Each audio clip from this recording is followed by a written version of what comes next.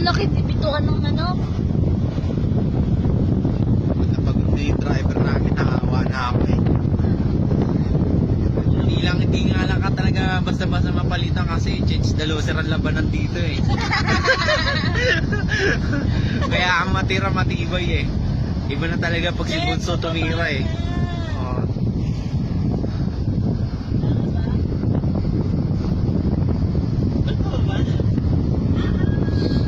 Ay, easy lang namin eh.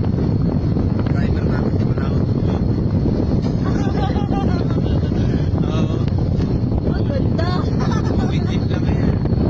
Ang kinis. Kasama ko, makita pa yan oh.